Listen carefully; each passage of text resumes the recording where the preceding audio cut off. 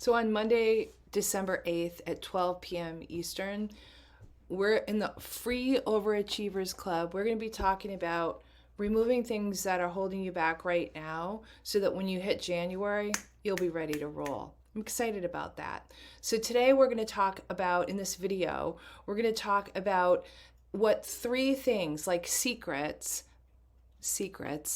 that high achievers really employ to be consistent. And now let's face it, so pay attention here.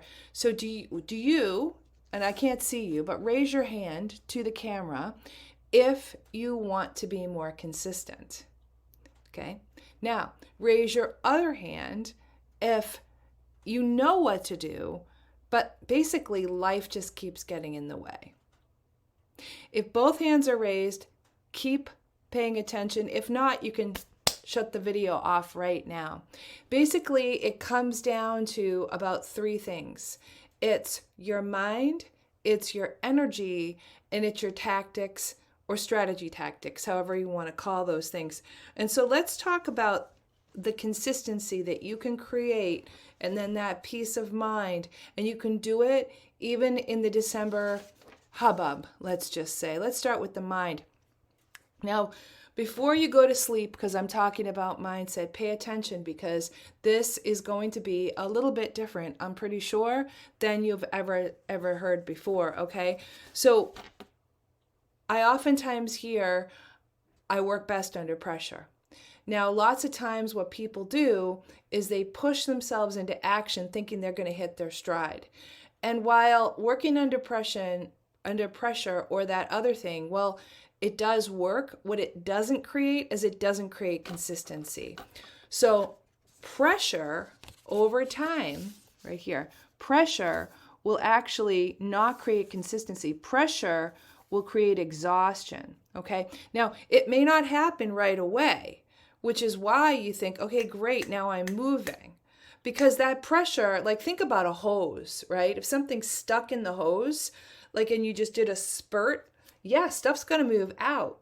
But unless you have a way to keep that water moving through that hose, it's not going to be consistent and your garden isn't going to be, watered as well.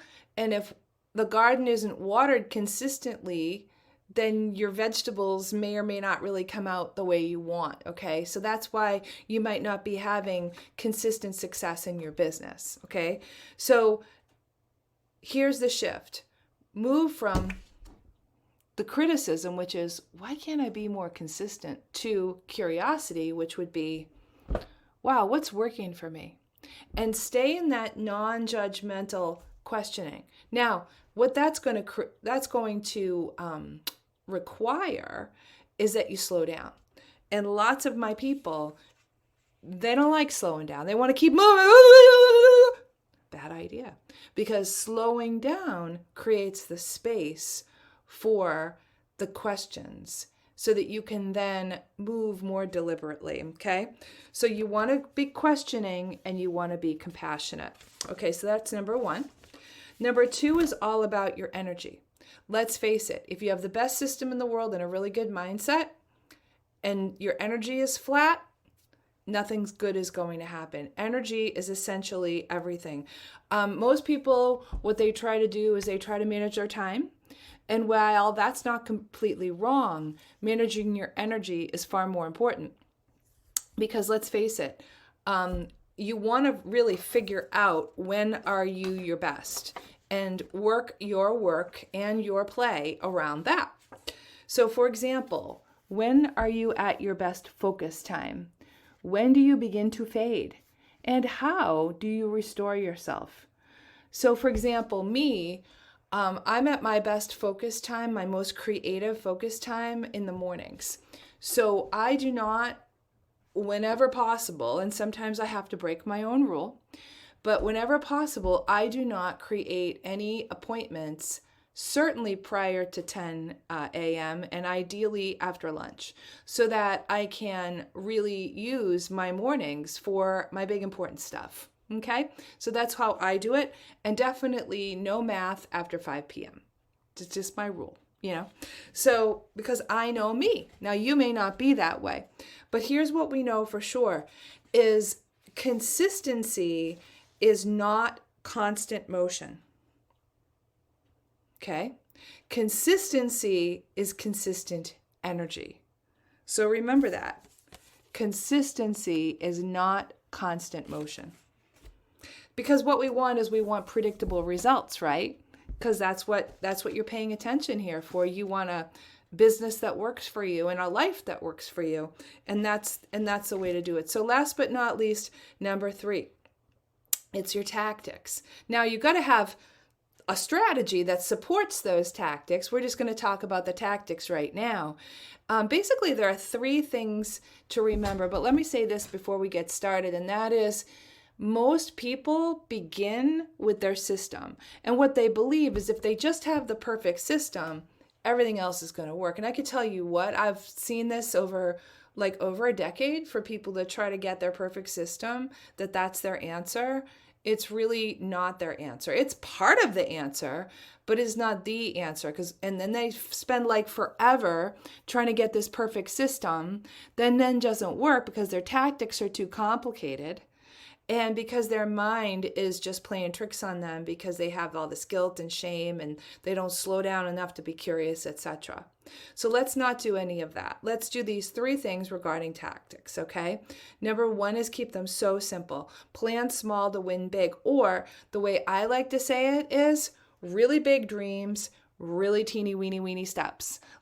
So small. And that is something that's hard for people, but that's the way to sustainable success, which is consistency, right? It's consistent success. All right. The next thing is to batch your focus. So I like to have focus days. I like to have theme days. That's what I recommend because all that switching and backing and toing and froming, that's exhausting. It's a huge time waster. It's a giant energy waster. And as much as you think you're really good at multitasking, which you probably are, you're also losing a lot of energy. So do not do that. Stay in batched places. Okay. So last but not least, review. And I would recommend when you review, if you could only do daily, weekly, monthly, annually, or quarterly, if you could only do one of those, because all of those are good, pick weekly. Because at the beginning of the week, you want to say, okay, this is what I'm setting out to do. Pick no more than 3 priorities, 1, 2, or 3, but fewer is better. You know you're going to add more. Fewer is better. And ask at the end of the week, what went well, what didn't go as well, and what might I do differently, next time. So there we are. That's all for today. I will see you hopefully at the Overachievers Club. It's free, and why wouldn't you go to a free thing from Winter Wisdom Woman? Wise Winter Wisdom Woman. That's what I'm calling myself. Very exciting and fun. And we know you want to get stuff done and enjoy your holidays and be all ready to roll for next year. So come on in and join us. It's a blast, and you'll get something accomplished and maybe meet a new best friend. See you there.